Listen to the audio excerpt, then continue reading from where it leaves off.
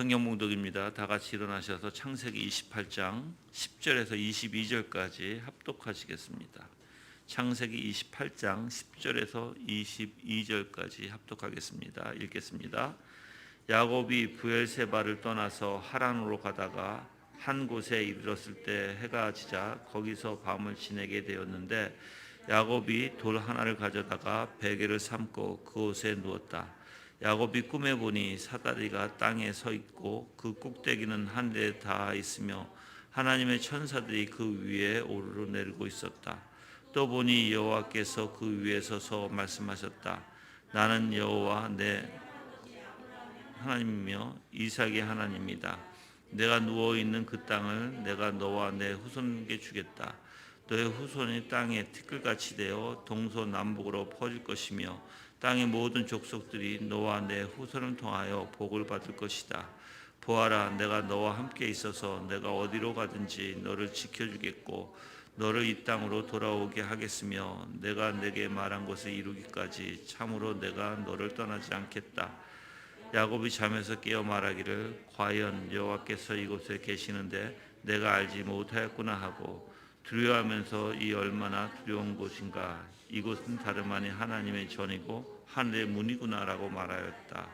야곱이 아침에 일찍 일어나 베개로 삼았던 돌을 가져다가 그것을 기둥을 세우고 꼭대기에 기름을 붓고 그곳의 이름을 베델이라 불렀으니 그 성의 이전 이름은 루스였다.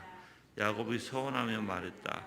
만약 하나님께서 저와 함께 계셔서 제가 가는 이 길에서 저를 지켜주시고 먹을 양식과 입을 옷을 제게 주시며 제가 평안히 제 아버지 집으로 돌아오게 하시면 여호와께서 저의 하나님이 되실 것이며 제가 기둥으로 세운 이 돌이 하나님의 전이 될 것이고 또 하나님께서 제게 주신 모든 것에서 제가 10분의 1을 하나님께 반드시 드리겠습니다. 아멘. 앉아 주시길 바랍니다.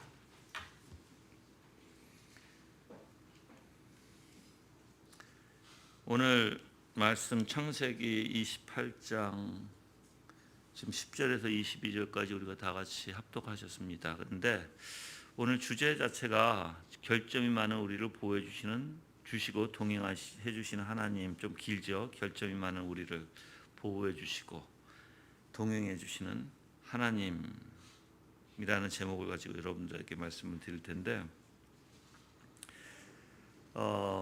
어떻게 보면 지금 야곱의 일생 중에 이제 주석에서 나온 내용을 보면 야곱의 일생 중에 결정적인 사건이 두 개가 있다고 얘기해요. 하나가 베델 사건, 베델 언약의 사건이라고 얘기하고 하나는 야복강에서 기도의 사건이라고 봐요. 그런데 저는 거기다 한 가지 더 붙이고 싶어요. 바로 디나 사건을 통해서 이제 세겜에서 이제 모든 우상을 다 버리고 땅에 묻어버리고 상수리나무 밑에 그리고 이제 베델로 올라가자 했던 그 사건을 저는 세 가지를 뽑아요. 저 자신으로는 왜 이 사건이 야곱의 일생 중에 아주 중요한 사건인가?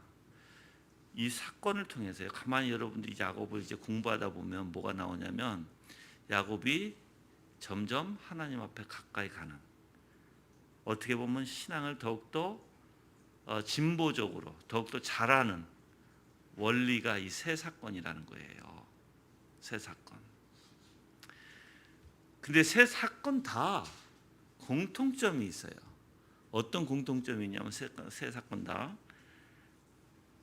가난하고 심령이 지쳐 있을 때, 그 자기 자신은 아무것도 소망이 없다고 느낄 때, 그리고 자기가 긴박해서 어려운 가운데 처해 있을 때, 지금 하나님께서 사실 그를 찾아오시는 내용을 담고 있어요. 그렇죠? 오늘도 마찬가지예요. 이 베델 언약 사건이 야곱이 언약 가문에 어떻게 보면은 계승자로 축복을 쟁취했죠. 그렇죠? 그래서 에서가 이제 야곱을 미워하게 되고, 그래서 그 에서의 분노를 피해서 이제 바단 하람의 땅에 하란으로 가던 중에 이제 이 베델의 언약 지금 사건이 일어나는 거예요. 물론 여러분들 이 신세가 얼마나 처량해요. 그래서 이 여호와 하나님께서는 희한하게 야곱에게 나타나시고 또한 아브라함에게 주셨던 그 언약을, 그리고 이삭에게 주셨던 그 언약, 지금 여러분들이 야곱을 좀 생각을 하셔야 될 것 같아요. 왜 그러냐면 그 하나님은 우리 할아버지의 하나님, 즉 아브라함의 하나님, 우리 아버지의 하나님, 이삭의 하나님이라고 생각했지만 자기의 하나님이라는 것을 사실 여태껏 모르고 있었다라는 거예요. 그러니까 여기서 자기의 하나님, 나의 하나님이라는 것은 나의 하나님이 되시고라고 이제 사실 21절에 얘기하잖아요. 여호와께서 저의 하나님이 되실 것이며라고 고백하잖아요. 그렇죠? 그게 무슨 뜻이냐면 이제 정말 야곱이 하나님을 1대1로 만났다라는 것입니다. 그래서 이제 그 전까지는 그 하나님이 그냥 할아버지의 하나님, 우리 아버지의 하나님이 됐지만 이제는 그게 아니라 이제 나의 하나님이 되실 것이라는 그 고백이 담겨져 있는 언약이라는 거예요. 내용 자체가. 그래서 하나님께서는 자 보세요. 이제 그건 이제 야곱의 이야기고 하나님께서는 아브라함을 선택하시고 이삭을 선택하셨어요. 거기다가 누구를 선택하셨어요? 이제 하나님의 주권으로 야곱을 선택하세요. 야곱을 즉 아브라함에게 주시고자 하셨던 땅에, 야곱에게 주시고자 하셨던 땅에 이제 누구에게 주신다? 이삭에게 주셨던 땅이 야곱에게도 이제 주시겠다고 약속해 주시는 땅이, 약속해 주시는 언약입니다. 그래서 야곱은 감사해서 서원을 드리죠. 그리고 또한 뿐만 아니라 압복강. 근데 이제 이 아까도 얘기했어요. 베델 사건과 이 압복강의 사건은 유사한 게 많아요, 여러분들. 왜 그러냐면 저는 이 야곱의 심령을 좀 봤으면 좋겠어요. 여러분들 야곱이 사실 지금 어떻게 보면 굉장히 멀리 지금 여기서 브엘세바를 떠나서 하란으로, 하란까지는 800km라고 얘기해요. 800km 굉장히 멀죠. 근데 지금 여기까지 온 게 한 80km, 90km 된다고 얘기를 해요. 지금 여기 베델까지 여기서 온 그 시간이. 그러면 그 오는 과정 속에서 얼마나 혼자 외롭고 지쳤을까. 혼자 가야 되는 길이잖아요. 혼자 그 길을 가면서 많은 생각을 했을 것 같아요. 나도 그럴 것 같아요, 여러분들. 뭐 과거서부터 일어났던 사건서부터 앞으로 내가 어떻게 될 것인가에 대한 뭐 어떻게 보면 염려, 걱정, 근심 속에 내가 이제 앞으로 살아나가야 할 길을 막막하게. 저는 왜 그러냐면 제가 왜 이걸 잘하냐면 제가 좀 일찍부터 나와서 혼자 살았어요. 혼자 독립하고 싶다고 해서 혼자 일찍부터 나와서 뭐 좋게 말하면 독립이라고 얘기하지만 나쁘게 말하면 가출이에요. 그래서 일찍부터 제가 17살 때인가, 그래서 제가 이제 미국에서 살았으니까 게스테이션에서 일하면서 이제 학교를 다니면서 학교 끝나면 바로 게스테이션 가서 또 파트타임으로 일하면서 그렇게 하면서 살았어요. 물론 당연히 뭐 가출은 했지만 부모님에게 연락하고 부모님의 집에 찾아가고 또 나중에는 부모님이 그걸 허락하셔서 그렇게 혼자 그러한 고생스러운 삶을 살면서 이제 걱정이 많은 거죠. 앞으로 어떻게 살아가야 될까? 어떻게 먹고 살까? 이제 그게 더 큰 걱정이 언제 다가오냐면 결혼하고 이제 아이를 낳고 나서 이제 뭐 번듯한 직장을 가지고 있는 것도 아니었고 그럼 어떻게 먹고 살까 고민하게 되죠. 그래서 조금 이 야곱이 가지고 있었던 염려를 저는 조금 알 것 같아요. 앞으로 자기 인생이 어떻게 될까 하는 염려와 걱정이 지금 이 베델 사건을 통해서 가지고 있었던, 그래서 그 마음이 굉장히 공허하면서 좀 불안하면서 걱정이 있고. 근데 압복강도 똑같아요. 압복강에서도 여러분들 왜 하나님하고 씨름합니까? 야곱이 자기가 죽을 거 하노라, 두려워서 겁이 나서. 그 심령 자체가 어떻게 보면 굉장히 둘 다 낮아진 심령이라는 거예요. 그 가운데 하나님께서 찾아오시죠. 그래서 밤새 하나님과 압복강에서는 밤새 씨름을 해서 이제 여호와 하나님으로부터 이제 이겼다라는 소리를 듣죠. 그러면서 새 이름을 얻어요. 이스라엘이라는. 그렇지만 환도뼈를 다치게 됩니다. 그렇죠? 그래서 베델 사건은 사실 하나님께서 야곱을 하나님의 택하신 혈통 그리고 아브라함의 언약의 계승자로 인정하시고요. 땅과 후손의 약속을 사실 어떻게 보면 땅 그리고 후손에 대한 약속, 아브라함에게 주셨던 약속을 그대로 이제 야곱에게 주시는 그러한 내용을 담고 있는 것입니다. 정말 초라하게 지금 어떻게 보면 노숙하고 있는 야곱이죠. 그 야곱에게 하나님이 먼저 찾아와 주신 하나님이에요. 먼저. 예. 그리고 이제 꿈을 꾸게 하면서 하늘과 땅에 있는 사닥다리 그 위에 오르락내리락 하는 천사들, 그래서 하나님의 영광의 현현을 꿈속에서 보여주시는 것입니다. 그래서 어떻게 보면 하나님께서는 이 하나님이 택한 이제 여러분들이 오늘 이제 핵심적인 게 거기에 있어요. 하나님의 선택함을 받은 하나님 먼저 찾아와 주신 인간에게는 하나님께서 어떻게 얘기하시죠? 나는 여호와다 이렇게 먼저 얘기하면서 뭐라고 얘기해요? 즉 내가 너와 함께 있을 것이고 15절에 이제 내가 너와 함께 있을 것이고 내가 어디로 가든지 너를 지켜주며 너를 이 땅으로 돌아오게 하겠으며 내가 내게 말한 것을 이루기까지 참으로 내가 너를 떠나지 않겠다. 이게 하나님의 신실하신 약속이에요. 하나님 먼저 찾아와 주셨고 하나님이 이러한 약속을 하나님이 스스로 우리에게 주신 것입니다. 그래서 어떻게 보면 지금 야곱은 그 현현 하나님의 영광 가운데 꿈속이었지만 그 영광 가운데 너무 뚜렷했기에 그 감정과 그 두려움을 사실 숨길 수 없었죠. 그래서 지금 여기서 계속 나오는 말이 두려운 것, 두렵다라는 단어가 계속 나와요, 여러분들. 그게 하나님의 영광이에요. 그러고 나서 이제 야곱이 거기에 대한 감사로 서원을 하게 되죠. 그래서 세 가지의 서원. 21절에 보면 나중에 다 이 부분을 더 구체적으로 얘기해 드릴 거예요. 세 가지의 서원. 제 아버지께서 저의 하나님 되실 것이며라는 서원.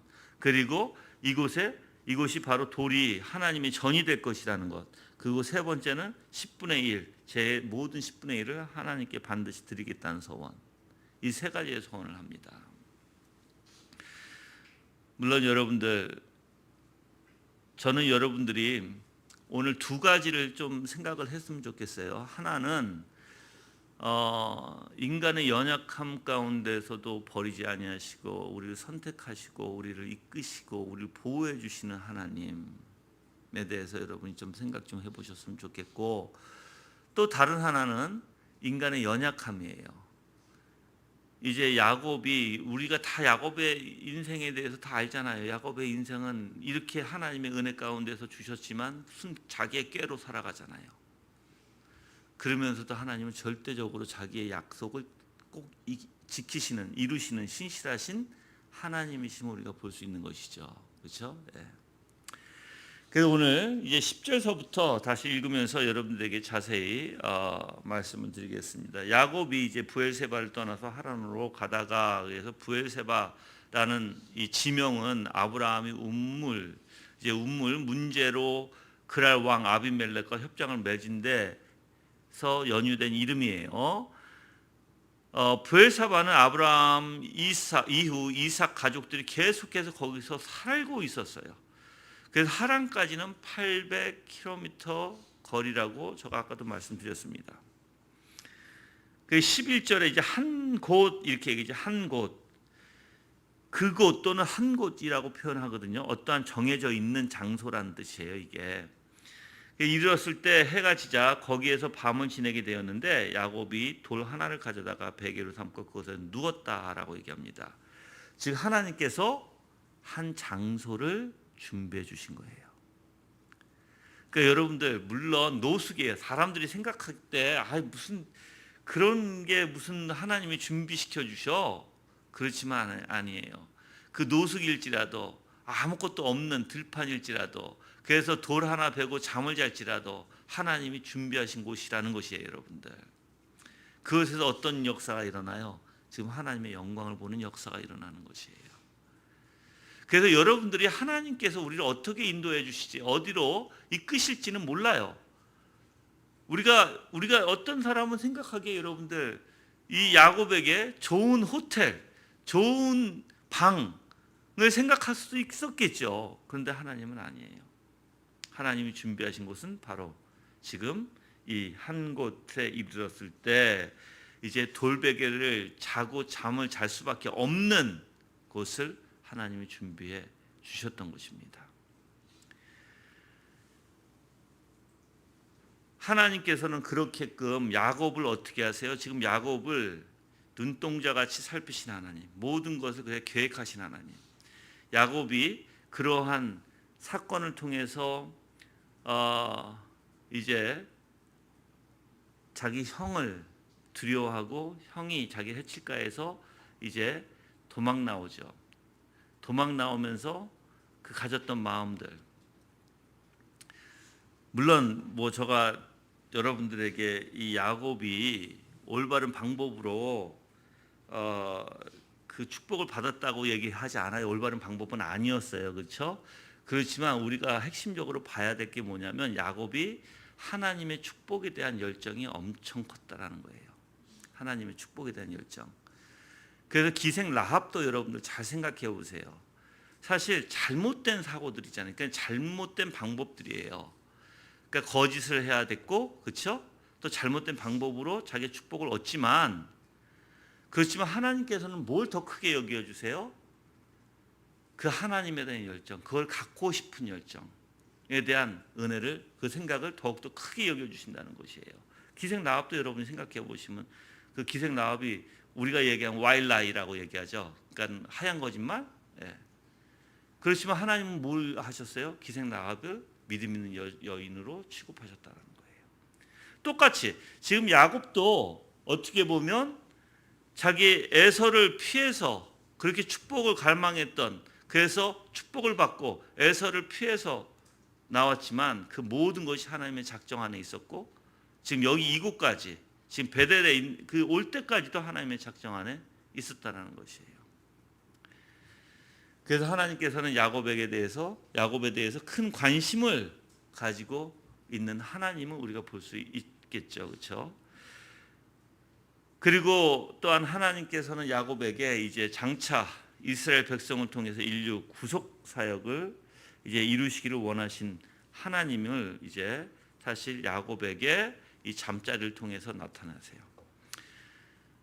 근데 그래서 우리가 시편 121편 3, 4절에 보시면 이런 말씀이 있습니다. 여호와께서 너로 실족지 않게 하시며 너를 지키시는 자가 졸지 아니하시리라. 이스라엘을 지키시는 자는 졸지도 아니하고 주무시도 아니하시리로다 라는 말씀이 있어요. 여러분들, 하나님은 하나님이 택한 백성을 그냥 두지 않아요. 하나님 택한 백성을 하나님께서는 모든 역사를 통해서, 지금 현 시대에도 마찬가지예요. 그 교회를, 그 하나님 백성을 중심으로 구속사를 이뤄나가신 하나님이세요. 그래서 여러분들이 항상 생각과 어떠한 사고를 가져야 되냐면, 하나님의 작정의 놀라운 역사는 항상 구속사의 기준점이 돼 있다. 그럼 내가 하나님의 사람이고 내가 하나님의 교회고 내가 하나님의 선택한 백성 받은 자라면 나를 기준으로 나를 구속하시는 역사 안에서 모든 것이 이 시대의 흐름, 모든 역사가 이루어지고 있다라고 여러분이 보시면 될 거예요. 근데 이게 너무 놀라운 것이죠. 왜 그러냐면 생각해 보세요. 내가 무엇이간데 이 역사가 구속의 한 중심이 되시는 예수 그리스도, 그 내가 거기에 접붙임 받으면서 나를 인도해 나가고 그 구속사를 이루어 가시는 원리 안에서 모든 것이 협력해서 선을 이루시는 그 하나님이 계신, 어떻게 보면 놀라운 것이에요, 여러분들. 그래서 우리가 지금 현 시대에 살아가면서 어려운 일도 있을 것이고 여러 가지의 일도 있을 거예요. 그렇지만 하나님께서는 어떻게 하시냐면 분명히 여러분들 통해서 그 구속을 이루어가는 원리 안에서 이 모든 역사가 지금 흘러가고 있다는 거 꼭 기억하시길 바랍니다. 그러니까 그런 하나님이시라는 거예요. 하나님 그래서 여러분들을 절대로 그냥 버려두지 아니하시고 특별하게 관심을 가지시고 눈동자같이 살피시는 하나님이심을 여러분이 알아야 돼요. 자, 이제 이 지금 11절에 한 곳에 이르렀을 때 이 한 곳이 루스죠. 지금 그 동네, 그렇죠? 그 동네가 루스예요. 바로 베델이라고 이제 이름을 지어진 거예요. 근데 부엘사바에서 북동쪽으로 90km 떨어진 곳이래. 90km. 그래서 지금 90km를 걸어온 거죠. 지금 야곱이, 그렇죠? 그래서 부엘세바를 떠나서 며칠 동안 여행한 끝에 베델에 지금 도착한 것입니다. 많이 지칠대로 지쳤겠죠. 그러니까 나왔겠죠, 여기에. 그렇죠? 그래서 지금 해가 지자 거기서 밤을 지새게 되었는데라고 되죠. 이걸 직역하면 그러자 그는 거기에 머물렀다. 왜냐하면 해가 졌기 때문이다. 라는 직역이에요. 자, 근데 왜 이 말이 중요하냐면 이제 고대 근동에 있는 여행자들은 일반적으로 낮에 이제 뜨거운 태양을 피해서 아침 일찍부터 여행을 시작한대요. 그리고 한낮에는 잠시 쉬다가 여행을 다시 그 뜨거우니까 그 피했다가 아침하고 오후에 여행을 시작한다는 거예요. 근데 이제 해가 진 뒤에 보통 이동하는데 너무 지치다 보니까 이제 야곱은 해가 지자마자 바로 이제 잠자리에 든 거예요. 지치자마자. 물론 여러분들 지금 육신도 피곤할 것이고 정신도 피곤할 것이고 마음도 피곤할 거예요. 다 피곤할 거예요. 그렇죠? 심신이 피곤했다라는 것이죠. 형에게 주어질 축복을 탈취해서 어머니 리브가의 모의와 눈먼 아버지를 속여서 형의 축복 가로챌 때 그 긴박함, 그리고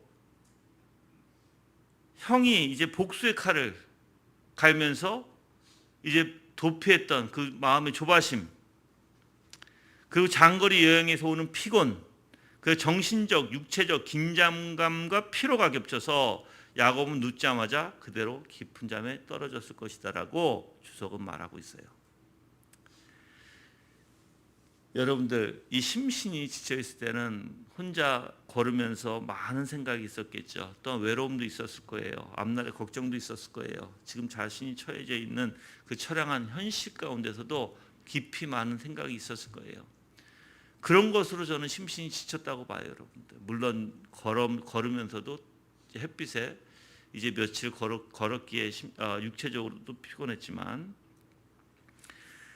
자, 그래서 이제 해가 지자마자 더 이상 여행을 하기를 이제 엄두도 내지 못하고 이제 거기서 이제 잠자리를 준비하는 것입니다. 그리고 바로 잠이 들었을 것입니다. 12절에 보면 야곱이 꿈에 보니 사다리가 땅에 서 있고 그 꼭대기에는 하늘에 닿아 있으며 하나님의 천사들이 그 위에 오르내리고 있었다라고 얘기하죠. 근데 이 꿈이 엄청난 놀라운 꿈이에요. 그래서 원래 이 원서에서는 이걸 직역하면 이렇게 해요. 그러자 그는 꿈을 꾸었다. 그런데 보라라는 단어가 나와요. 보라라는 단어가. 너무 놀래서 외치는 단어예요. 꿈속에서도. 예. 그래서 야곱이 꿈속에서 실로 놀라운 일을 지금 보고 있음을 지금 사실 원서에서는 확실히 표현이 되어 있어요. 여러분들 야곱에게 찾아오시는 하나님, 그 영광 가운데, 그렇죠? 원래 꿈이라는 것은 이제 할람이라는 단어인데 인간이 자연스럽게 꿈을 꾸기도 하죠. 그렇지만 이 꿈은 그게 아니에요. 이 꿈은 하나님의 영광 가운데 하나님의 계시예요. 지금은 하나님께서 우리에게 성경 말씀을 주셨고 그 진리로 성경 말씀을 통해서 알려주셨기에 더 이상 우리는 특별 계시의 방편으로 꿈을 해석하지는 않아요. 그렇죠? 그렇지만 꿈에는, 지금 현실의 꿈에는 우리의 정신력과 굉장히 밀접한 관계가 있어요. 그래서 여러분이 어떤 꿈을 꾸느냐에 따라서 여러분의 영적 상태를 쉽게 알아볼 수 있을 것입니다. 예. 그 부분은 내가 지금 더 이상 얘기 안 할게요. 나중에 말씀을 드릴게요. 이 부분은 뭐 내가 수차례 여러분들에게 말씀을 드린 부분이기도 하고. 근데 12절에서 이제 꿈을 보는데 사다리가 땅에 서 있고라고 얘기하죠. 서 있다라는 게 수동 분사형으로 써져 있는데 굳게 서다라는 뜻이에요. 혼자 힘으로 서 있는 게 아니라 강한 외부적인 어떤 힘에 의해서 흔들림 없이 단단히 세워져 있다는 뜻이에요. 이 단어가. 그런데 이 종교 개혁자인 칼빈과 루터는요, 이 사닥다리가 바로 중보자 되시는 예수 그리스도를 상징한다고 봤어요. 왜 그러냐면 생각해 보세요, 여러분들. 하나님과 이 땅을 잇는 사닥다리가 있어요. 그건 중보자를 뜻한다라고 칼빈이 얘기했던 거예요. 오직 예수 그리스도, 중보자 되신 예수 그리스도만이 죄인으로서 하나님께 감히 나갈 수 있는 길이고, 우리가 하나님 만날 수 있는 유일하신 길이 바로 중보자 되시는 예수 그리스도십니다. 그래서 예수님도 사실 요한복음 1장 51절에 또 이르시되 진실로 진실로 너에게 이르노니 하늘이 열리고 하나님의 사자들이 인자 위에 오르락 내리락 하는 것을 보리라 하시니라 라고 얘기했어요. 또한 예수께서 이르시되 내가 곧 길이요 진리요 생명이 나로 말미암지 않고는 아버지께 올 자가 없느니라고 말씀하셨죠. 그래서 여러분들이 예수 그리스도 아니면 하나님 앞에 나갈 자가 없어요, 여러분들. 그 지금 사실 야곱은 그 영광 가운데 사다리를 통해서 천사들이 오르락내리락 하는 것을 보는 그 하나님의 영광을 사실 보게 되죠. 그래서 12절에 보면 그 꼭대기에 하늘에 닿아 있으며 하나님의 천사들이 그 위에 오르내리고 있었다라고 얘기해요. 많은 천사들이에요. 복수로 써져 있어요. 그래서 하나님께서 야곱을 사랑하시고 하나님의 영광을 찬양하게 하시고 하나님의 뜻을 인간에게 전달하시며 또한 인간의 간구를 하나님께 전달하는 많은 천사들과 더불어서 야곱의 꿈속에서 나타나셨다라는 것입니다. 13절에 또 보니라고 되어 있죠. 지금 12절에도 보니라는 단어가 있죠. 여기서도 보니라는 단어가 보아라라는 단어예요. 굉장히 어떻게 보면 계속 놀라는 지금 장면이에요. 원래 사실 이 12절에서 본이라는 단어가 2번 나와 있어요, 원서에서. 그래서 놀라움을 2번 계속 이제 감탄을 지르는, 그리고 13절에서 또 본이라는 단어가 나오죠. 그래서 상상하지도 못한 엄청난 광경을 지금 목격하고 놀라움을 금할 수 없는 감탄사예요, 사실 이게. 그 어미하시고 전능하신 하늘 보좌 앞에 하늘과 땅을 잇는 사닥다리가 세워지고 그 위에 천사들이 오르락내리락 하는 광경, 그리고 거기에 누가 서 계세요? 이제 여호와께서 그 위에 서서 말씀하셨다. 이제 서서. 그러니까는 전능하신 하나님께서 우두커니 아주 어미로 그 영광 가운데 우뚝 서 계시는 거예요. 그 광경에 지금 사실 굉장히 이 야곱은 두려움을 느꼈을 거예요. 그래서 하나님을 두려움과 떨리는 경외심, 그리고 이 야곱이 마음이 녹아내려지는, 그래서 계속 지금 보아라 보니라는 단어가 지금 계속 나오는 거예요. 놀라운 광경 때문에. 지금 여러분들 우리도 마찬가지예요. 우리도 하나님 앞에 항상 내가 코람되어 내가 하나님의 존전 앞에 서 있는 그러한 신앙생활을 해야 돼요. 그래서 저는 이제 때로는 이렇게 제 자신에게 물어봐요. 과연 내가 하나님을 기뻐하고 있나? 그래서 때로는 내가 지금 즐겁나? 내 인생이? 즐거움은 왜 즐거울까? 무엇 때문에 즐거울까? 정말 예수 그리스도로 인해서 즐거울까? 하고 저 자신에게 되물어요. 그런 것들을. 그 되물 때 내가 예수 그리스도로 즐거워한다라고 하면, 그럼 너는 예수 그리스도의 뭐에 대해서 즐거워 지금? 하고 다시 되물어요, 저는. 그래서 내가 생각을 해보는 거예요, 곰곰이. 정말 주님이 있어서. 근데 저는 주님을 사랑하는 것 같아요, 정말로. 왜 그러냐면 주님을 생각하면 기뻐요. 주님을 생각하면 감사가 넘치게 되고, 주님을 생각하면 이상하게 힘이 나요. 여러분들 사랑하는 사람, 여러분이 마음에 정말 담아서 사랑하는 사람이 있으면 그 사람을 생각하면 어떨 것 같아요? 기쁘잖아요. 웃음이 절겨 나오고 스마일이, 그렇죠? 미소가 절로 띈다는 거죠. 그 내 마음이 부드러워지죠. 내 마음이 보고 싶어지죠. 그러한 마음인 거예요. 그런 마음. 그래서 예수님을 생각하면 할수록 자꾸만 그 예수님이 보고 싶고 감사가 되어지고, 그래서 나는 하나님을 사랑하고 있구나라는 것을 알게 되는 거예요. 그래서 기쁘구나. 내 인생이 아무리 힘들고 지금 내 인생이 지금 어려운 가운데 있을지라도, 그래서 그쪽으로 많이 신경이 쓰이지만 그럴지라도 하나님을 생각하면 감사가 되어지고 기뻐지고, 그 하나님을 의지하게 돼요. 이제 어려우면 어릴수록 더 의지하게 돼요. 그게 하나님을 경외하는 거예요, 여러분들. 두렵고 떤다고 해서 공포심을 갖는 게 아니라 그 하나님의 위대하신 영광을 보고 내 자신이 낮아지고 겸손해지고 하나님 앞에 바짝 엎드리지만 그 하나님의 위대하심 앞에 내가 정말 피조물이라는 걸 깨닫고, 그래서 주님 앞에 겸손히 엎드리는 신앙, 그게 경외심일 것입니다.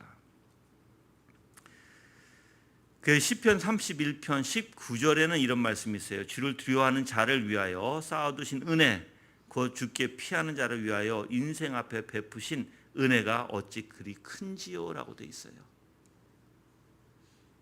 여러분들, 주님을 두려워하는 자, 하나님 뭐 하신다? 은혜를 쌓아두셨다라는 거예요. 주님께 피하는 자, 하나님의 앞에 인생에 베푸신 은혜가 엄청 크다라는 거예요. 여러분들, 그 하나님이 서 계시는데, 그래서 굳게 스스로, 이게 서서라는 단어가 있죠. 13절에 이 서서라는 단어는 스스로 굳게 서다, 확고 부동하게 서다라는 의미예요.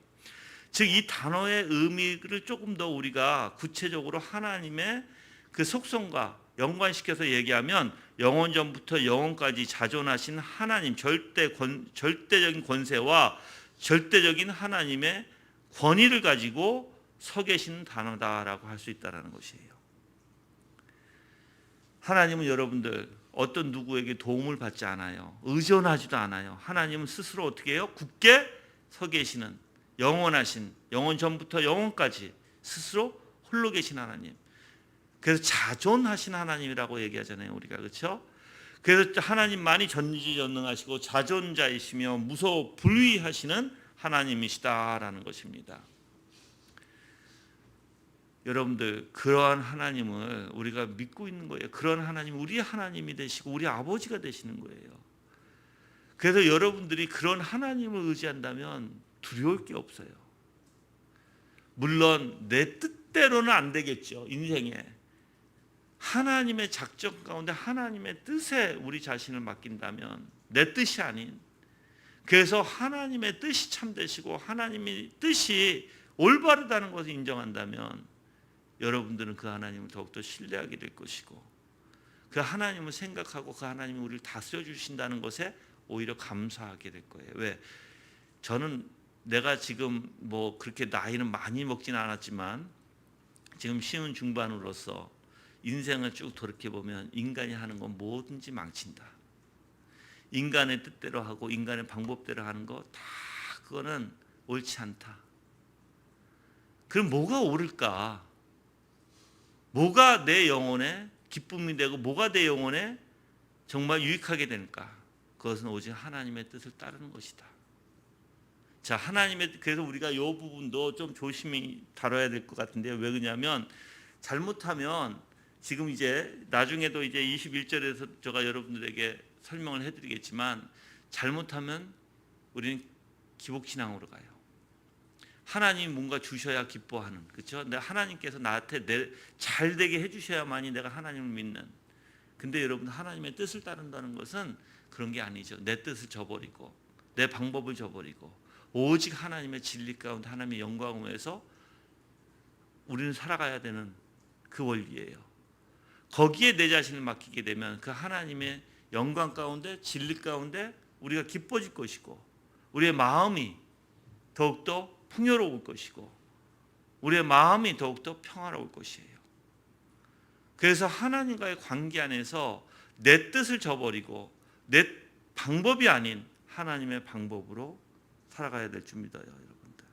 그게 우리가 얘기하는 바로 정말 무소부지하시고 자존하시고 전지전능하신 그 하나님을 우리가 믿게 되는 것이죠. 근데 하나님이 13절에서 뭐라고 얘기해서 나는 여호와 이렇게 얘기해요, 여러분들. 근데 이 말씀이 나는 여호와 이 말씀이 너무 좋은 것 같아요. 왜 그러냐면 사실 모세도 물어보잖아요. 하나님을 누구라 내가 말하리까? 그래서 하나님의 이름을 얘기하죠. I am who I am. 나는 나이다. 스스로 있는 자다라는 뜻이에요. 근데 그것을 뭐라고 해요? 야훼이라고 표현하잖아요. YHWH. 야훼.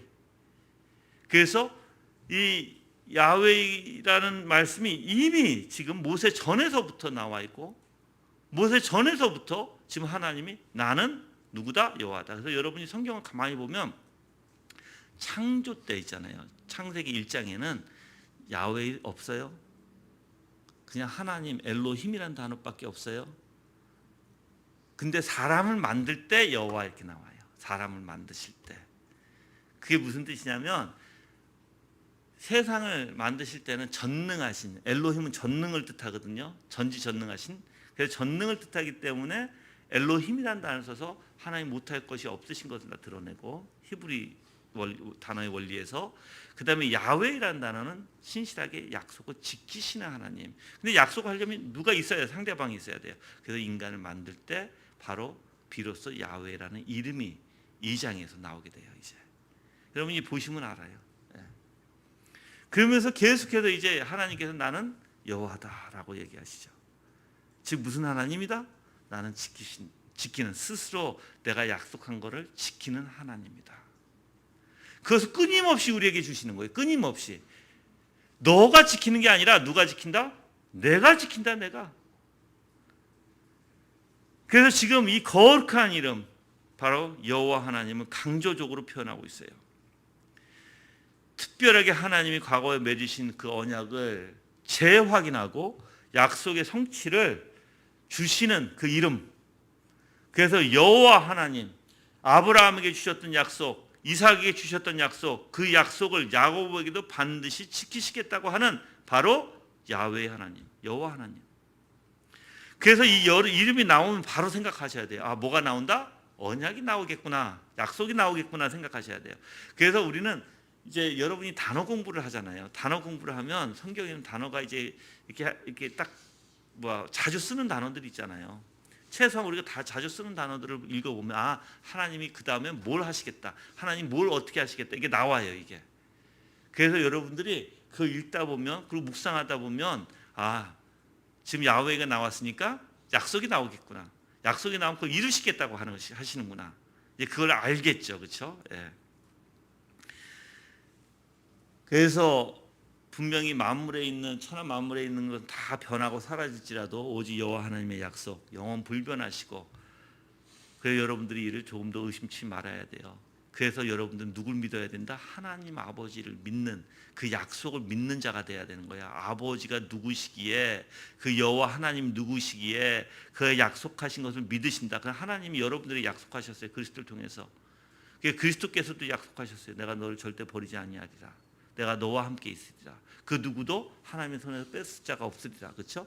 그래서 그 원리를 다 보면 하나님께서 구속의 역사를 이루시겠다라는 거예요. 칭의와 칭의, 우리가 이제 보면 이제 중생, 칭의, 성화를 하나님께서 이루겠다. 내가 이루겠다 너희에게. 그 약속을 주시는 거예요. 그걸 여러분이 이제 내가 이제 크게 얘기하면, 그러면 우리 중생하는 그 과정이 있을 거 아니에요. 그렇죠? 그냥 뿅하고 중생되어지는 않을 거 아니에요. 그래서 하나님께서 여러분들에게 이끄시는 그 섭리 가운데 작정하신 게 있을 것이고, 뿐만 아니라 하나님께서 여러분들에게 칭의, 의롭다 여겨주시는, 그것은 이제 단번에 일어나는 사건들이죠. 그렇지만 그 의롭다 여겨주시고 어떻게 하세요? 우리를 더욱더 거룩한 성화 안에서 예수 그리스도의 형상으로 담게 하시는 하나님, 그 하나님이시라는 거예요. 그래서 내가 너를 인도할 것이고, 그래서 내가 너를 이끌어서 영광 가운데 내가 데려갈 거야. 너가 아니야. 너가 하는 게 아니야. 너 스스로 하는 게 아니야. 내가 할 거야 라고 하시는 거예요. 여러분들. 그것을 이제 여러분들은 믿으셔야 돼요. 내가 믿어야 된다는 게 뭐냐면 그것을 확신해야 된다는 거예요. 그 하나님에 대해서. 그런 하나님에 대해서. 그게 믿음의 원리예요. 여러분들. 예수 그리스도를 통해서 내가 아무리 죄인이지만, 내가 아무리 연약한 존재지만 하나님이 하시겠다. 야곱 지금 보세요, 여러분들. 지금 하나님이 야곱에게 나와서, 야곱이 어떤 자예요? 야곱이 정말 부족한 자고 너무나 꾀가 많은 자거든요. 그럼에도 불구하고 하나님은 어떻게 해요? 내가 하겠다. 이거예요, 내가 하겠다. 근데 그것을 그대로 이루어 주시는 하나님이시죠. 그래서 우리가 야곱을 인생을 보면 우리가 알 수 있어요. 그래서 여러분들, 여러분이 꾀가 많고 여러분이 연약할지라도 하나님 어떻게 하신다? 그럼 내가 하겠다.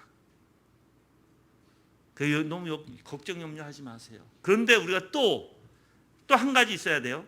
뭐 있어야 되냐면, 그런 하나님 내가 믿습니다 하면서 너무 자만하지 말고, 너무 교만하지 말고, 너무 그것을 남용하지 말아야 돼요. 반대쪽으로는 뭐예요? 죄에 대해서 분명히 하나님은 보응하시는 하나님이세요.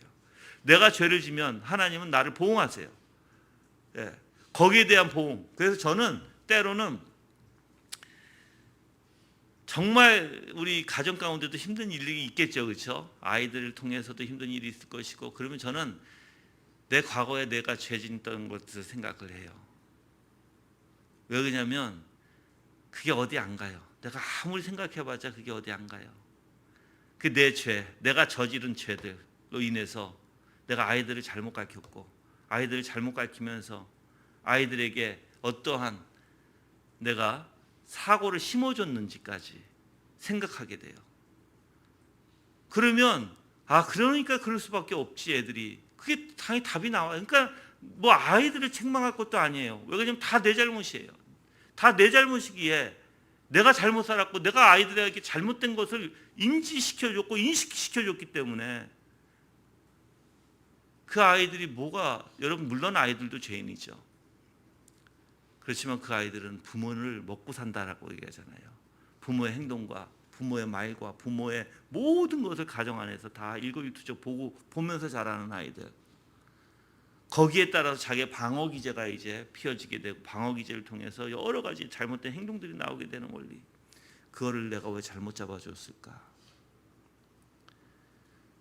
뿐만 아니라 여러분들, 여러 가지 내 죄로 인해서 과거에 지금 보응하시는 하나님이실 수 있어요. 그래서 여러분들이 절대로 남용하지 마시고, 내가 죄를 지었을 때 겸손히 엎드려야 되고, 죄를 지었을 때는 내가 하나님 앞에 부족하고 연약함에, 또한 내가 나의 존재 악함에 인정하고 주님 앞에 겸손히 엎드리는 게 합당할 것입니다. 그래서 한쪽에서는 내 비참한 존재를 통해서 하나님 앞에 겸손히 엎드려야 되고, 또 한쪽에서는 믿음으로 하나님의 신실하신 하나님을 바라봐야 돼요. 이게 균형이 이루어져야 된다는 거예요, 여러분들. 14절에서는 너의 후손이 땅에 티끌같이 되어 동서남북으로 퍼질 것이며 땅의 모든 족속들이 너와 내 후손을 통하여 복을 받을 것이다 라고 얘기했어요. 지금 이제 후손의 땅에, 첫 번째 물론 이제 이삭의 그리고 야곱의 자손들을 얘기하지만 결국은 뭘 얘기해요? 하나님 믿는 그리스도의 자손들을 얘기하는 거예요.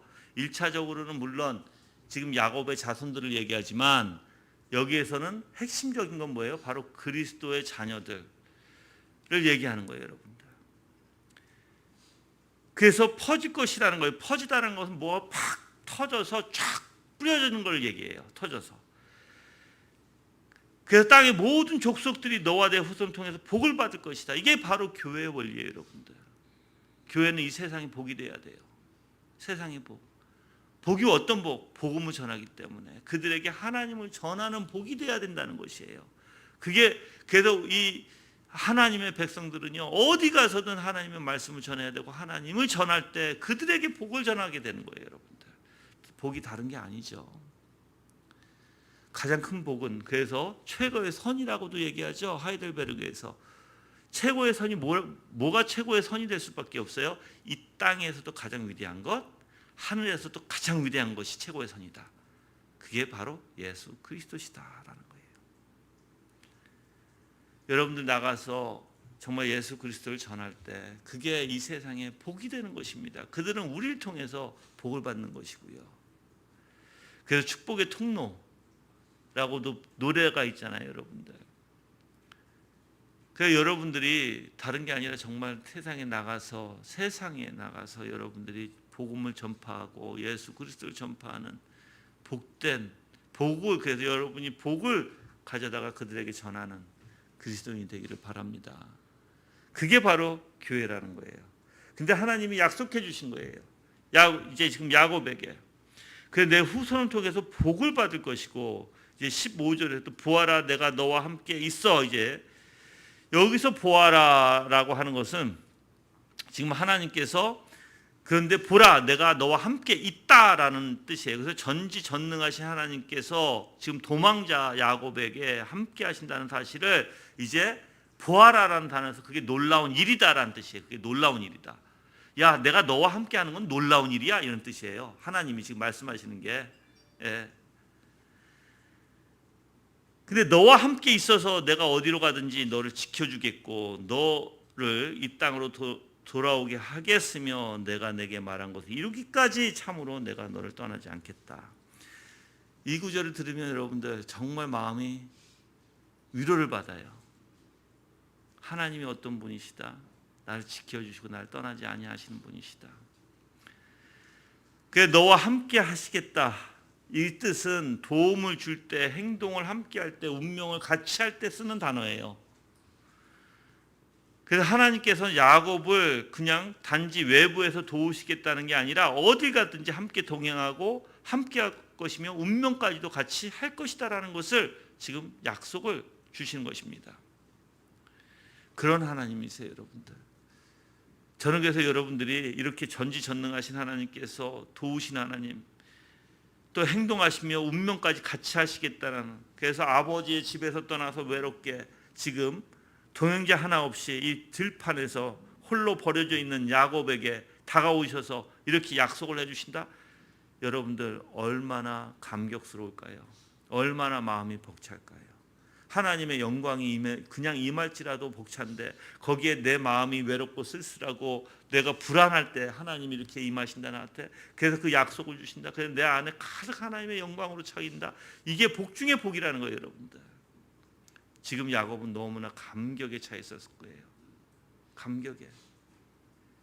근데 모르겠어요. 저는 이러한 유사한 것을 경험해 봐서 저도 꿈을 꿨죠. 그리스도에 대한 꿈. 내가 그리스도를 만나고 싶어서 신학하면서 3년을 내가 기도를 했어요. 주님, 내 꿈속에서 좀 보게 해주세요. 기도를 해서 너무 보고 싶어서, 너무 하나님을 내가 알고 싶고, 그래서 꿈속에서라도 지금 제발 좀 나한테 나타나 주시면 안 되겠어요? 라고 하는 그러한 기도를 3년 동안 드렸는데 꿈속에서 나타나 주셨어요. 근데 꿈속에서 나타났는데 정말 눈을 떴는데도 잊지를 못하는 거예요. 그 여운이라고 하죠, 우리가. 그게 잊지 못하고 지금도 세월이 흘렀는데도 그때만 생각하면 마음이 굉장히 벅차요.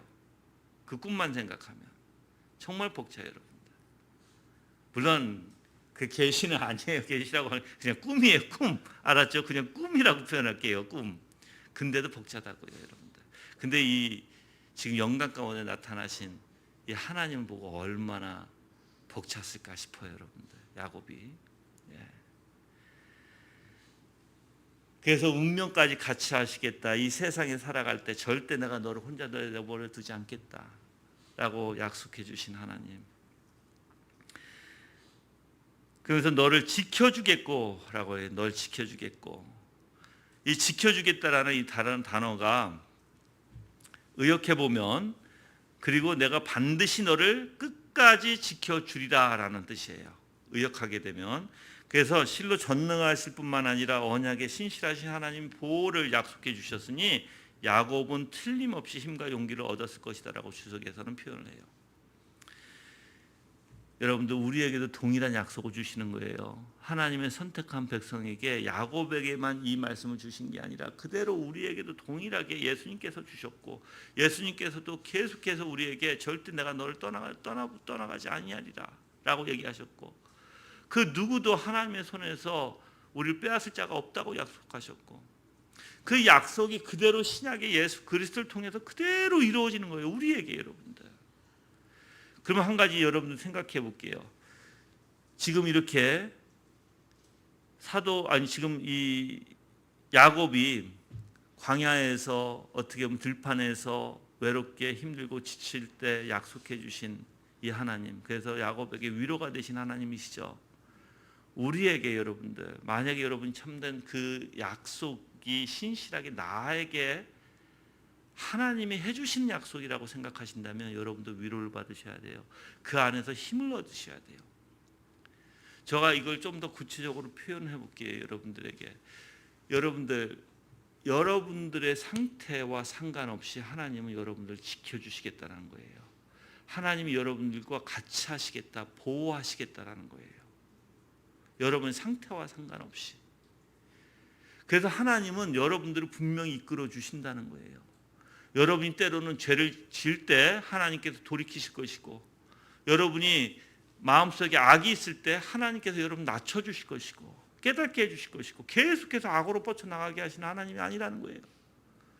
그러한 약속이에요. 그러한 약속은 항상 하나님이 나와 함께 하신다는 거예요. 그래서 내가 너를 깨우쳐 줄게, 내가 너를 깨닫게 해서 돌이키게 할게, 너가 그게 죄인지 알고 하나님이 알려줘서 너 마음이 심히 고달플 것이고 너가 심히 하나님을 매달리게 할 것이야.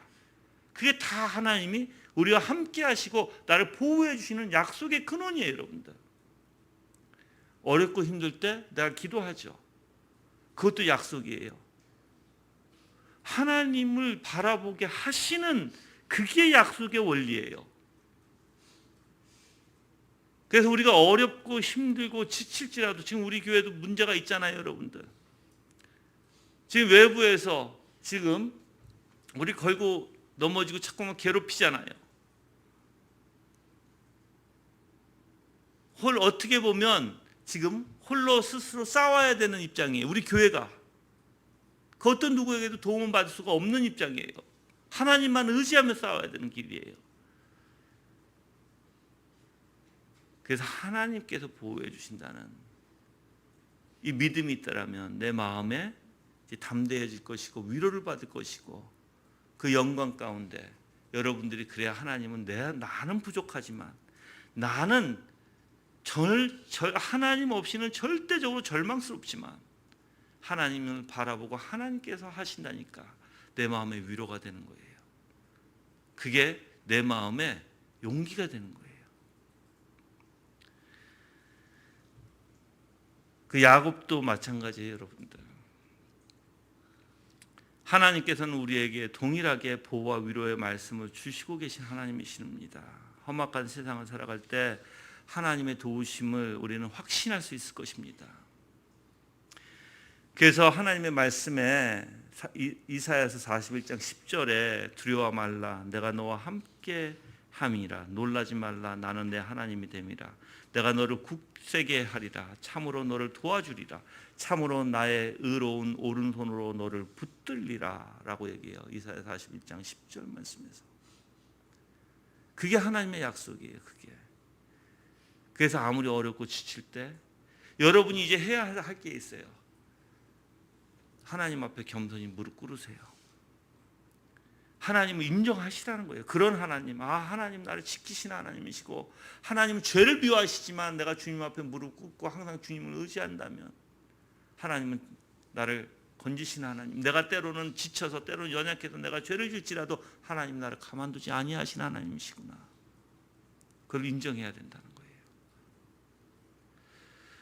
그리고 또한 단어가 있죠. 떠나지 않겠다라고 하는 단어예요. 즉 버리다, 포기하다는 건 포기하지 않고 버리지도 않겠다, 떠나지도 않겠다라는 뜻이에요. 그래서 이 구절을 번역하면 너를 버리지 아니하리라 라는 의미예요. 그러니까 포기하지 않는다는 건, 포기하지 않는다. 너를 절대, 하나님이 너를 포기하지 않아. 그래서 굉장히 강한 느낌을 주는 거예요. 이 단어가 여러분들. 결점이 많은 사람임에도 불구하고 야곱이, 그렇죠? 그럼에도 불구하고 하나님은 절대로 변개치 아니하시고 끝까지 지키시고 보호해 주시는 하나님. 그래서 절대로 하나님은 너를 포기하지 않아. 이 포기하다라는 단어가 저는 굉장히 크게 닿아요. 이유가 뭐냐면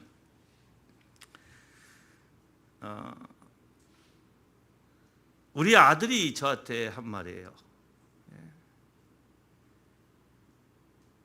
너무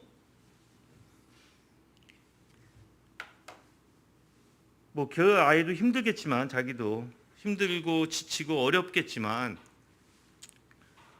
이제 자기가 너무 큰 문제가 되다 보니까, 너무 많은 문제를 일으키고 문제가 되다 보니까 항상 하는 말이,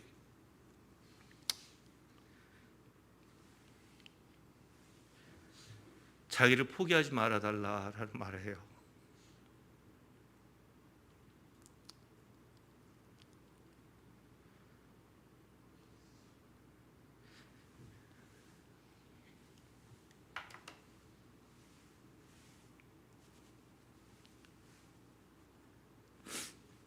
그래서 내가 그 아이한테 내가 어떻게 너를 포기할 수 있니 그래요. 어떻게 포기할 수 있니?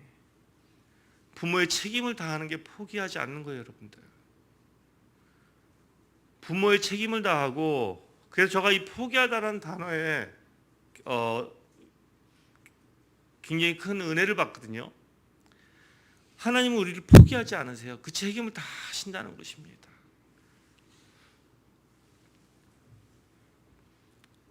미리부터 이 포기하다라는 단어를 저한테 깨닫게 해주신 하나님, 그래서 내 인생에서 이 단어의 의미를 알게 해주신 하나님 앞에 정말 감사드려요.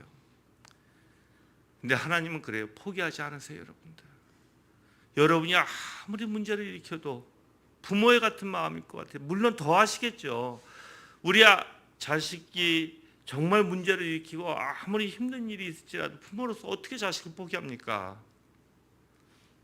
그건 못할 거예요, 여러분들.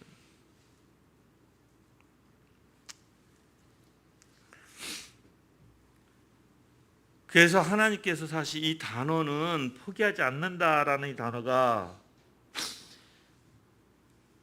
야곱에게만 주어지는 언약이 아니라 이스라엘 백성에게도, 즉 약속의 땅에 목전을 두고 모압 평원에서 이스라엘 백성에게 주신 말씀이었고요. 신명기 26장 6절과 8절에서, 그리고 요단강을 건너가 가나안 땅을 정복해야 할 막중한 임무, 그 사명을 받았던 여호수아에게도 여호수아 1장 5절에서 하셨던 말씀이고요. 또한 예수님께서 제자들에게 마태복음 28장 20절에 하셨던 말씀들이에요. 그리고 히브리서 13장 7절에서 모든 성도에게 주셨던 말씀이에요. 동일한 약속이에요, 여러분들. 하나님 절대 우리를 포기하지 않으세요, 여러분들. 하나님께서 택하신 자들이라면 후회하심이 없으신 하나님. 자, 여러분들은 하나님께서 다 불러서 이 교회에 오셨어요. 그래서 하나님께서는 여러분들을 분명히 부르신 이유가 있을 거 아니에요. 택하셨기에 부르셨죠. 여러분의 행동으로 인해서 자꾸만 여러분이 신앙이 왔다 갔다 하지 마세요. 여러분의 행동은 계속 모자랄 것이고, 계속 우리는 연약할 것이고, 계속해서 우리는 문제가 있을 거예요. 그렇지만 하나님께서는 여러분들을 버리지 아니하신다는 거예요. 그런 흠점, 결점이 있을지라도. 그걸 모르고 우리 선택하셨나요, 하나님이? 아시잖아요. 예수 그리스도께서 십자가에 달리실 때 우리 그걸 모르셨을까요? 아시잖아요. 아시고 우리가 죄인 되었을 때 예수 그리스도께서 십자가에 달리셨잖아요. 다 아시고. 근데 왜 우리는 내 자신, 물론 우리는 더욱더 예수 그리스도의 형상을 닮아가야 할 의무와 책임이 있어요. 그 부단히 예수 그리스도를 쫓아야 되고 예수 그리스도를 알아야 돼요. 그게 우리의 책임이에요. 우리의 의무예요. 그렇지만 하나님께서는 내가 연약하고 지치고 내가 문제가 될지라도 절대 버리시지 아니하신 하나님.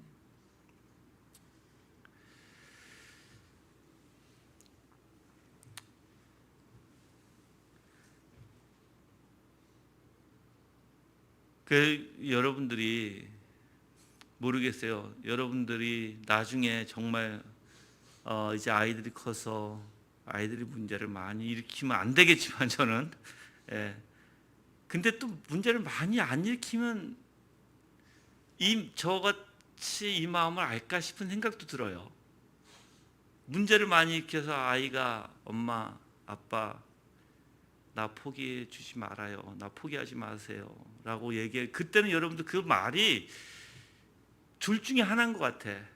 아파서 정말 병에 걸려서 병의 씨름을 오래 하면서 갈 때 그런 말들을 쓸 수 있을 것이고, 또 자식이 문제를 일으키면서 굉장히 문제아가 돼서 집에 굉장히 힘들게 할 때 그 자신도 알고 그거를 그때 자기를 포기하지 말아달라고 하는 그 말은 참 비참한 말이에요, 여러분들. 근데 하나님께서 그러지 아니하신다. 절대로 포기하지 아니하신다, 우리를. 16절에서는 이제 16절부터는 이제 야곱이 하나님의 인도하심과 보호하심에 대한 감사와 헌신의 표현으로 서원하는 장면을 그리고 있어요. 당연히 이 서원을 통해서 여러분들이 이렇게 하나님의 임재 가운데 하나님의 인도와 보호하심을 받는 성도들이 어떻게 하나님 앞에 반응해야 되는지에 대해서 잘 나타내주고 있습니다. 16절에서는 야곱이 잠에서 깨어 말하기를 했어요. 과연 여호와께서 이곳에 계시는데 내가 알지 못하였구나. 왜 이런 표현을 했을까요? 그때 당시에 주석에 보면 그때 당시에는 지역신, 그러니까는 지역에 어떤 지역에 가면 그 지역에만 신이 있다고 믿었다고 얘기해요. 그래서 다른 데로 옮기면 또 다른 신을 믿는 거예요. 그 지역 신이죠. 근데 지금 이 야곱이 깨달은 게 뭐냐면 그러한 여호와 하나님은 자기 아버지 하나님, 할아버지 하나님은 그곳에 여기 우리가 부활세바에만 있었던 하나님이 아니라 지금 하나님은 어떤 하나님? 이곳에도 계시는 하나님이심을 이제 야곱은 깨달은 거예요. 그래서 여기에서도 정말 16절에서 과연이란 단어가 나오죠. 이 과연은 진실로 참으로 분명이라는 어떠한 두려움이나 감각을 나타낼 때 사용되는 단어래요. 그래서 죄인의 몸으로 거룩하신 하나님을 만난 이 야곱이 그 두려움과 함께 지금 하나님 앞에 어떠한 감격에 넘치는 감정에 속해 있는 거예요. 지금 꿈에 꾸었지만 일어나서 지금 이 들판에도 부엘세바에만 있는 것이 아니라 이 들판에서 이곳까지 자기를 봐주시는 하나님, 자기를 눈동자같이 살피시는 하나님을 깨달았던 거예요. 그래서 크게 감격하고 있는 것입니다.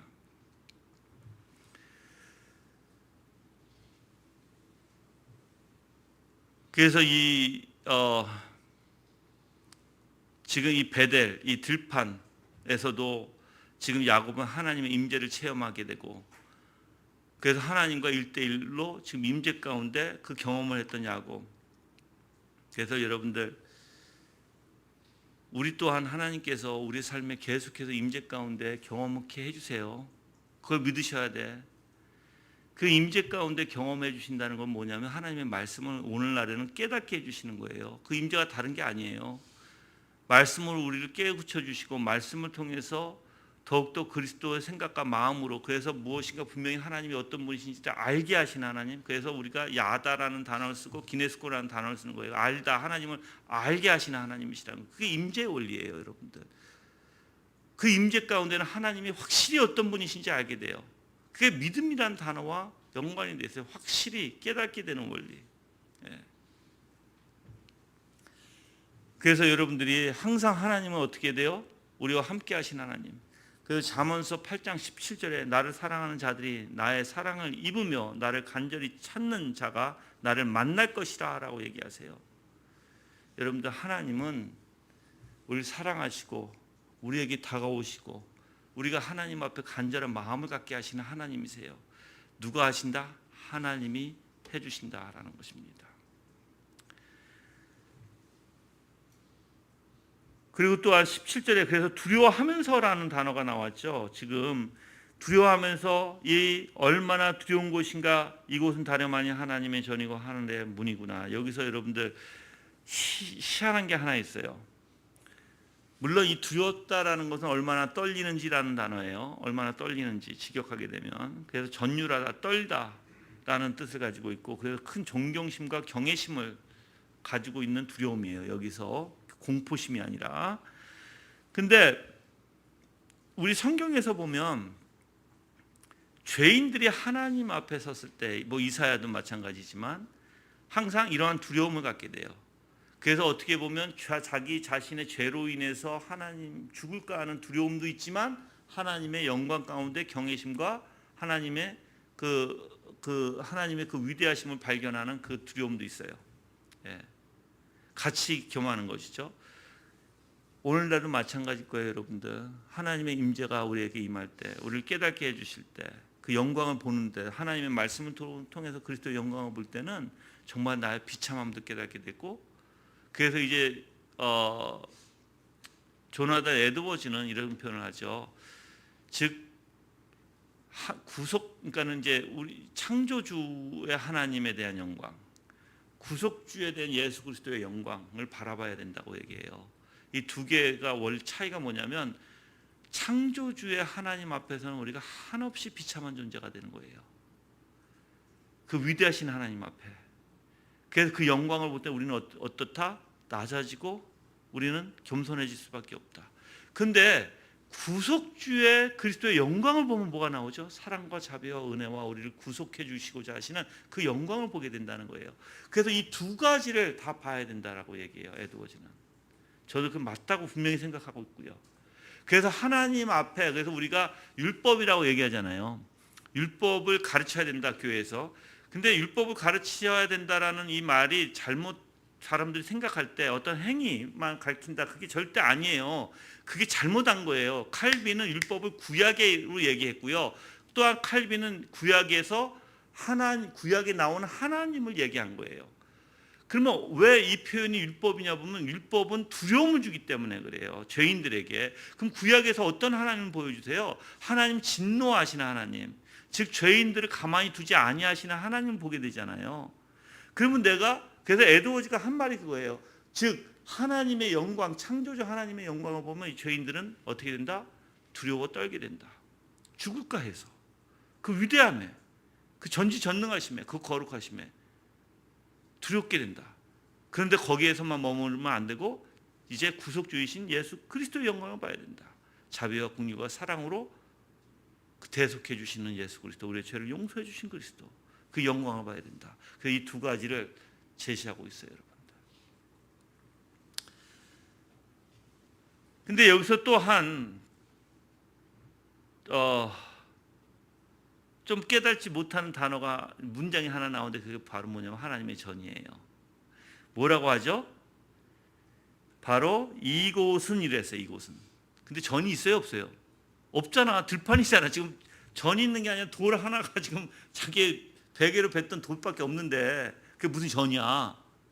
무슨 의미를 갖고 있어요? 하나님의 임재하는 곳이 바로 전이다.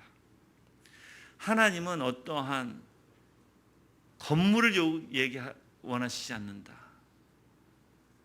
그래서 어떻게 보면 야곱이 하나님의 전이라 부르는 이곳은 그때 당시에 건물이 세워져 있지 아니했죠. 빈 들판이었어요. 그럼에도 불구하고 이곳은 하나님의 집, 즉 성전이라고 부르고 있는 것입니다. 이 들판에서 하나님의 임재를 체험하고 하나님을 만났기 때문에 바로 하나님의 집이라고 표현하고 있는 것이에요. 여러분들, 하나님의 집은요, 하나님의 임재가 있는 곳입니다. 하나님의 임재가. 그리고 하나님의 백성을 만나는 장소예요. 하나님께서 만나는 장소. 아무리 훌륭하게 지은 건물일지라도요, 하나님의 임재가 없다면, 하나님을 만나지 못한다면 그것은 한낱 건물에 불과하지 하나님의 성전이라고 표현할 수 없는 것입니다.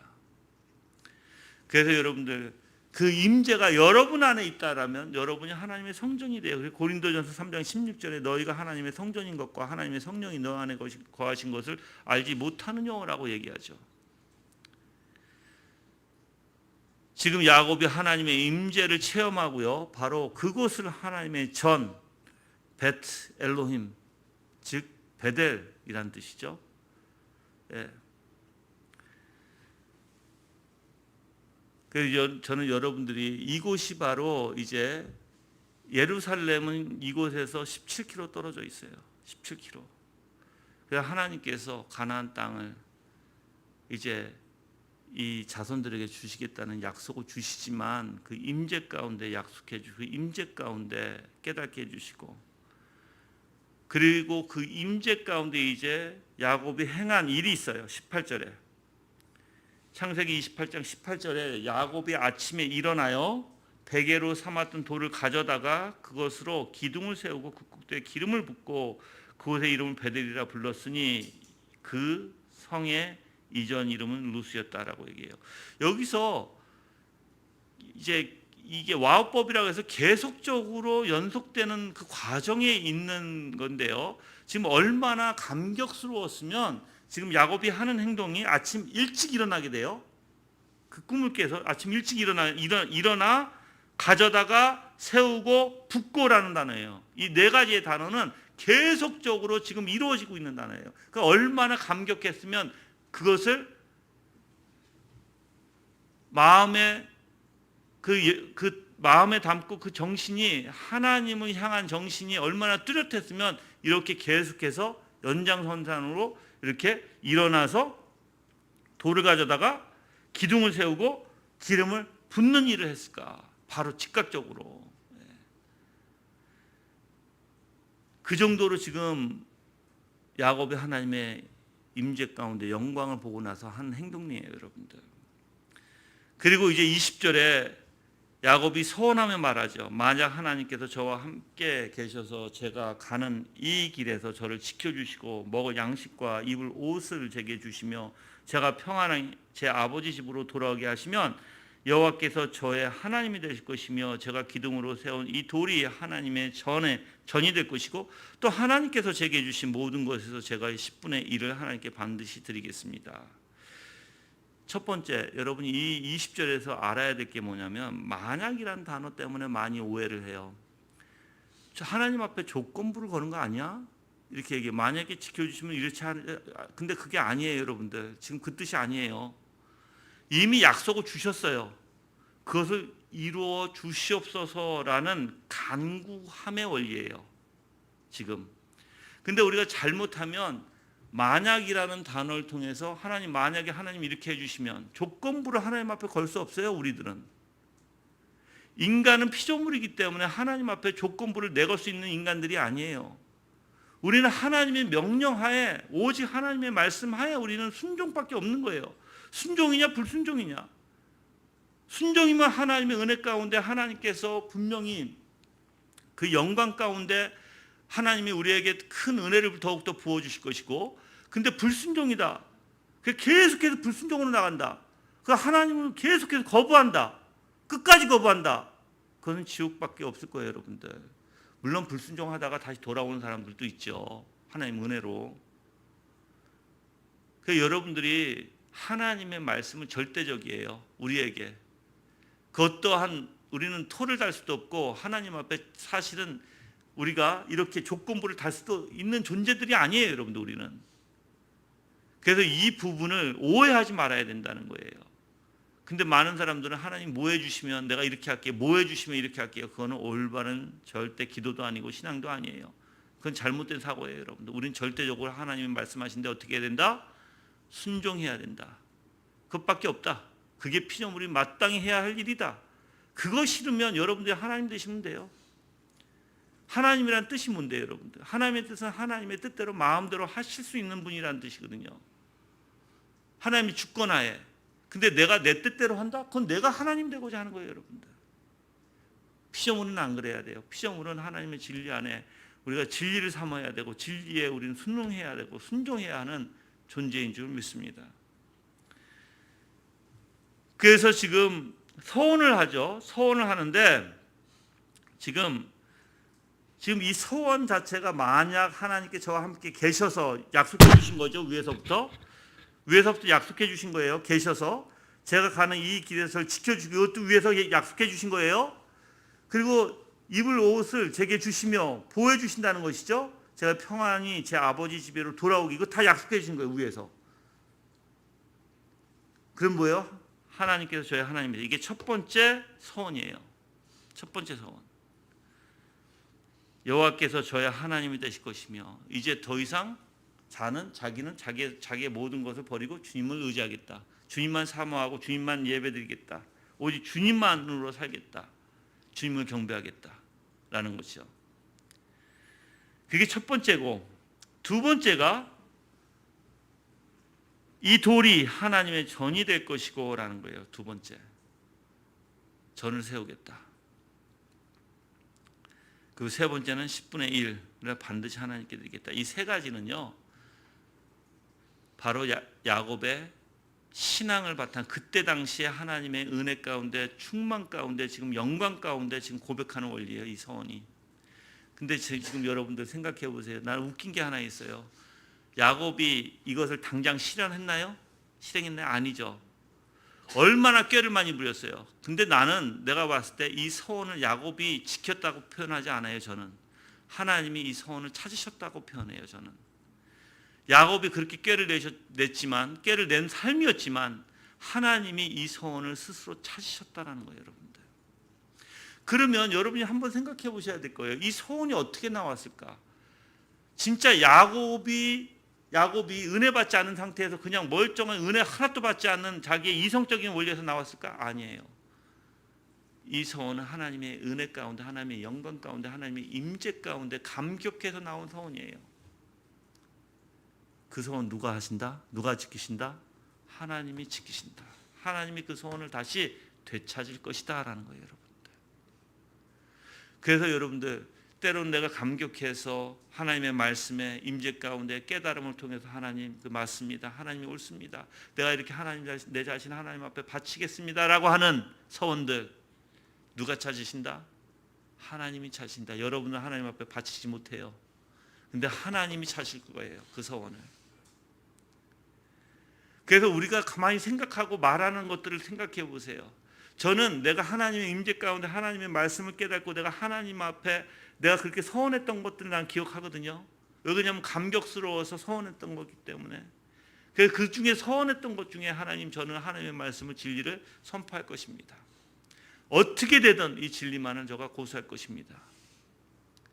그게 내 삶 속에서 이루어져요.